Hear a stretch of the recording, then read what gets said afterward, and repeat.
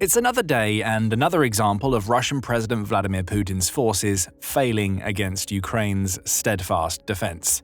Only this time it's different. We've grown so used to hearing about Ukraine's many innovations in modern weaponry, especially in the drone space, that it's almost easy to forget that the country is more than capable of going back to basics to take out Putin's forces. That's what it did on July 28th. Ukraine just used an ancient Roman tactic to wipe out Russian troops. And this wasn't any old tactic, it helped Ukraine score a 66-to-1 kill ratio against Putin's forces. The name of the tactic is simple: caltrops. Historic Jamestown describes caltrops as small iron devices, with multiple sharp points designed to always leave one spike facing upward.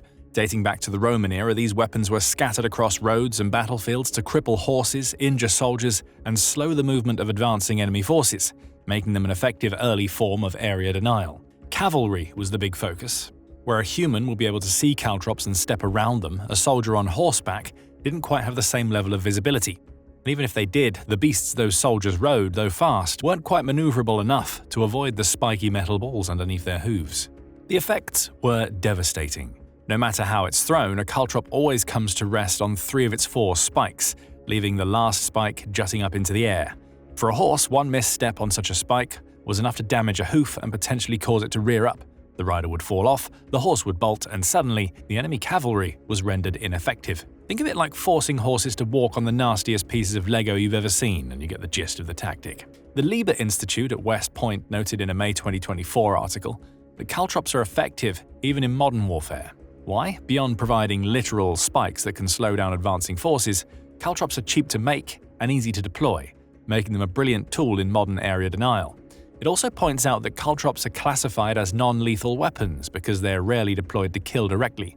They may cause injuries that could lead to death, but their main purpose is to slow an enemy down. All of which brings us to Ukraine and the big question we'll answer in this video: how did Ukraine just use these spiky metal balls to devastate Putin's forces? To answer that question, we need to take you to Lyman in Ukraine. Euromaidan Press reported on July 28 that Lyman is subject to a Russian advance, likely as part of Putin's summer offensive. Putin wants Lyman. Located in the Donetsk Oblast, Lyman serves as the administrative center for the Lyman Urban Hromada, which is part of the Kramatorsk region.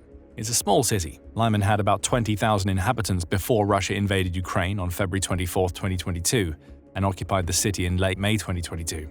Despite its relatively small population, Lyman has long held military strategic importance, especially in the late 1600s as a fortified frontier settlement. It guarded the southern edge of the Russian Empire's territory in the Donbas region. Known locally as the Gates of Donbas, Lyman was a vital export and transit hub, with its railway junction carrying regional commodities like coal, salt, and sand across Donetsk Oblast. Before the war, roughly 35% of residents worked in rail transport and nearly 18% in industry, underscoring Lyman's role as a logistical choke point. That's why Putin wants the city. Beyond the hope that the capture of Lyman will bring him one step closer to taking the entire Donetsk region, Putin hopes that taking this city will remove a key logistical hub from Ukraine's hands. That's why the city has been a battle zone for much of the war, with Russia initially taking it during the early months of Putin's invasion before Ukraine managed to reclaim the city back in October 2022. On July 28th, Russian forces made yet another attempt to advance into the city. Ukraine was prepared. Euromaidan Press reports that one of the country's brigades found an ingenious use for ancient Roman caltrops that, when combined with other warfare elements, allowed the brigade to sabotage Russia's advance. Ukraine used caltrops to create a nearly impassable kill zone close to Lyman, a zone that Euromaidan Press reports is claiming 66 Russian soldiers for every 1 Ukrainian casualty. Putin's forces should have known they were fighting a losing battle even before Ukraine unleashed its brilliant caltrop strategy. Despite holding a substantial bridgehead across the Zerobets River, Euromaidan Press says they were too few in number and had been critically overstretched while participating in Putin's summer offensive in Donetsk. Russia's president has dedicated 110,000 of his soldiers to that offensive, the Kyiv Independent points out. However, most of those soldiers are being dedicated to taking the vital Ukrainian logistical hub of Pokrovsk, leaving units elsewhere in Donetsk with far too few soldiers for what Putin wants them to achieve. Still, Russia's depleted force was ordered to push on into Lyman. After all, what are a few more casualties to Putin in a war where he's already lost over 1.05 million troops, at a rate of about 1,000 per day to his cause? Russia's strategy for Lyman is simple, Euromaidan Press points out. Putin's depleted troops know that they can't attack the city directly from their position near the Zerobets River. A poor logistical situation ensures that can't happen. Instead, Russia's soldiers are gunning for Torskay, By breaching the defensive lines around that settlement, Russia hopes it will be able to use Torskay as a launching pad for a more direct attack on Lyman. Ukraine knows precisely what Russia is planning, and standing in the way of Putin's forces is the 63rd Mechanized Brigade. For months, the battle-hardened Ukrainian brigade has managed to repel every effort Russia's soldiers have made to draw close to Lyman. Favorable terrain has been used to the brigade's advantage. Large reservoirs to the north of Torskay allow the brigade to limit Russia's maneuverability. That's important for two reasons. These reservoirs are perfectly positioned for preventing Russia's soldiers from flanking the Ukrainian defenders, Euromaidan Press notes. Plus, they allow Ukraine's defenders to funnel those soldiers down specific paths, isolating Russia's frontal assaults as they're guided into preset kill zones. Russia doesn't have it much better to the south of Torskay. There lies a dense forested area that's already incredibly difficult for Russia's soldiers to navigate. It's into this southern region that Ukraine is funneling its enemy. The 63rd Mechanized Brigade has created deep fire control zones in these southern forests, allowing them to create choke points via which they can assault Russia's infantry and the motorbike squadrons that Putin has increasingly turned toward in 2025 in a desperate attempt to provide his troops with something they can use to evade Ukraine's drones. It's in countering these motorbike squadrons that Ukraine's caltrops come into play. Euromaidan Press highlights the ancient use of caltrops. These old horse-hoof puncturing tools were used by the Romans to force enemy troops into wide open spaces, allowing them to be saturated by projectiles while they were mired down and defenseless. Back then, a horde of arrows would have descended on any soldier unlucky enough to be forcibly diverted by the caltrops. Today, Ukraine is using them in a similar way, though with a modern twist. To counter Russia's motorbike forces, Ukraine is deploying drones laden with caltrops into the regions where it wants to guide Russia's troops. Each drone can carry several caltrops because the spiky metal objects are small and consist of little more than 4 metal spikes gathered around a central mass. They're also ideal for deploying in regions where Ukraine isn't able to place mines or when it's confronting an enemy against which anti-tank mines are ineffective, as is the case when dealing with motorbikes. Those bikes and their riders often aren't heavy enough to trigger anti-tank mines, allowing Russian troops to break through minefields Ukraine had hoped would protect their locations. The fact that caltrops are also difficult to detect from the air is also a massive plus point. Russia's drones can be used to scope out minefields and other Ukrainian defenses, but even the high-definition real-time footage delivered by the best first-person view and reconnaissance drones has a hard time finding tiny pieces of spiky metal lying on the ground. So the 63rd Mechanized Brigade spread caltrops all around the kill zones it created around Torskay. Unable to spot the caltrops from the skies, Russia's motorbike squads are essentially blind. They don't know they're heading into a Ukrainian trap until the first bike runs over a caltrop. A weapon that once punctured horse hooves is just as effective at puncturing motorcycle tires. The tire goes pop, flinging the Russian rider from their vehicle, and in some cases the riders are killed outright. But even those who don't die or get seriously injured by their falls aren't out of the woods, literally or figuratively. Once Russia's forces figure out that caltrops are lining the routes they want to take into Torskay, they have to look for alternatives. That's all part of the 63rd Mechanized Brigade's plan. Those alternative routes are always in exposed areas, where Russia can't rely on tree cover to protect its forces from Ukraine's weapons. You can guess what comes next. As soon as Russia's soldiers enter those exposed areas in a desperate attempt to escape the caltrops, they're bombarded with drones, artillery fire, and small arms fire. It's a brilliant strategy, and it's made Putin's already depleted forces attempting to push into Lyman ever more desperate. Euromaidan Press reports that many of the soldiers in the Lyman region are now wearing thermal cloaks. Those cloaks won't prevent them from running over caltrops on their motorbikes. Instead, the cloaks are supposed to hide the body heat that a soldier generates. That's useful at night, when Ukraine's drones have to use thermal imaging cameras to locate their targets. You could even argue that this is an intelligent approach by Russia's forces, were it not for one thing: their thermal cloaks are garbage. Their poor implementation renders them ineffective, making Russian soldiers even more visible to Ukrainian drones equipped with standard or thermal imaging, Euromaidan Press reports. Consequently, geolocated drone footage frequently shows Russian units easily identified and swiftly eliminated, despite their attempts at concealment. With those cloaks failing them, Russia's soldiers in the Lyman and Torskay regions are increasingly faced with only two options: death or surrender. More and more of them are turning to the latter option, Euromaidan Press says. So overwhelmed are they by Ukraine's brilliant combination of an ancient Roman tactic and modern drone and artillery warfare that those soldiers are surrendering in large numbers. And it's easy to see why. Putin hopes that his strategy of sending soldiers in on motorbikes accompanied by on-foot infantry will be enough to take Lyman. The troops on the ground can see how tactically inferior they are when compared to Ukraine's brilliant defense, which is why they're now surrendering rather than becoming part of the 66-1 statistic we mentioned earlier in the video. As Euromaidan Press puts it, many Russian personnel clearly understand they will never survive long enough to leverage their numerical superiority and engage directly with Ukrainian positions. The 63rd Mechanized Brigade's clever use of caltrops is the reason why Lyman has stayed in Ukraine's hands for almost 3 years. But here's the most surprising thing. That brigade wasn't the first to come up with using this ancient Roman weapon on the battlefield. Others have done it before, allowing the 63rd Mechanized Brigade to refine the strategy to the point of near perfection we're now seeing in the defense of Lyman. The reality is that Ukraine has been using caltrops almost since the very month that Putin's forces first invaded. We know that thanks to a March 2022 report published by The Week, which profiled a Ukrainian company named Art of Steel. Based in western Ukraine, the company had previously made its money from building metal chainmail, armor, and helmets that were used in military reenactments and similar shows. When Russia invaded, Art of Steel pivoted to become one of the first Ukrainian companies to start manufacturing caltrops. An official from the company said, "Ukrainians are united in this war. Absolutely everyone is trying to help in the fighting places and in the rear. Therefore, any materials are somehow used."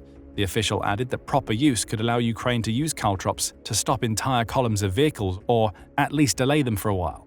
Within weeks of Putin launching his invasion, Ukraine was deploying caltrops at Rivne, and it started using them even more as the war dragged into 2024.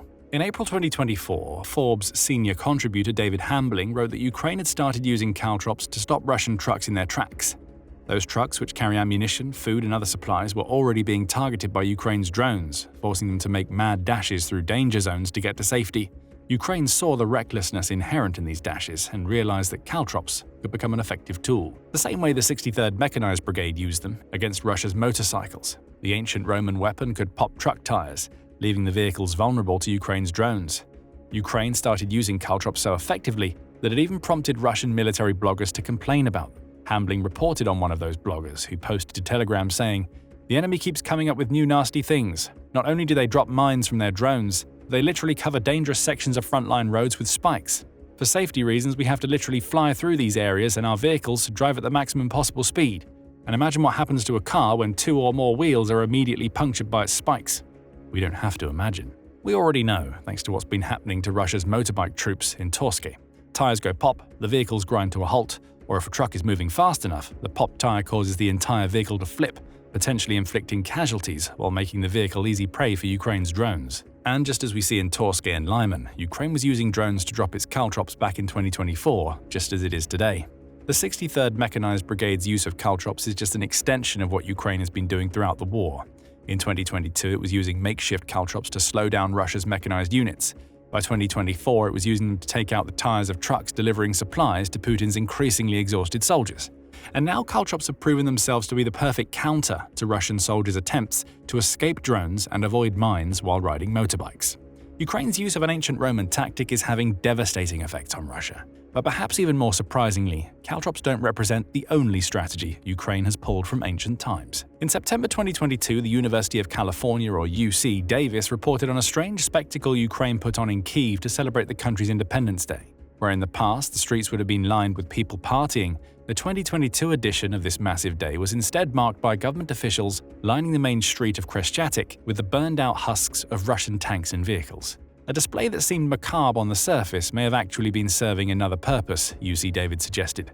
It says this mockery of Putin's initial invasion failure may have been a modern-day example of an ancient practice called trophy display. Writing for UC Davis, Anya Free says that the ancient Greeks used to mount captured armor, weapons, and similar memorabilia onto trees to commemorate important victories. At the time, these monuments were erected to pay homage to the Greek gods, with the practice continuing into the Roman era. The practice continued into the modern era, evolving continuously as it did. By the time Ukraine adopted the ancient ritual, it was using the concept of trophy display to garner support from its allies. Free points out that Ukraine started sending captured Russian weapons to former Soviet bloc countries such as Poland and the Czech Republic, so they could be put on display in museums. These trophies were meant to send a message. Ukraine can take out Russian equipment and soldiers, and you can too.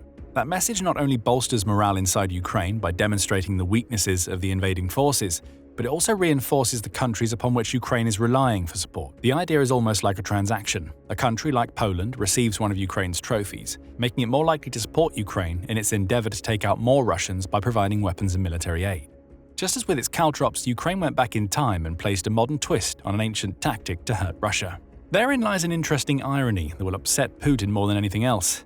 Like Ukraine, Russia has also looked backward in its effort to defeat its enemy. But where Ukraine has come up with novel twists on ancient tactics that actually get results against Russia, Putin's version of looking back has been forced upon him. Russia's leader has had to pull old Russian tanks, some of which date back to the World War II era, out of storage. Ukraine's Roman caltrops have proven themselves effective time and time again. As for Russia's old military equipment, not so much. Putin will also be livid about what Ukraine's 63rd Mechanized Brigade's use of caltrops means for his summer offensive. We've already mentioned that Russia has dedicated 110,000 troops to this offensive in Donetsk, most of whom are focused on Pokrovsk. What we haven't mentioned is that the summer offensive is destined to fall far short of Putin's expectations. In Sumy, where Putin has dedicated 50,000 troops to create a buffer zone, the offensive has stalled out, reported the Kyiv Independent on July 13th. As for Donetsk, any inroads Russia is making are marginal at best and are coming at great cost. By July 9th, Russia had already lost 31,000 soldiers in the offensive, and they're yet to take their main target of Pokrovsk.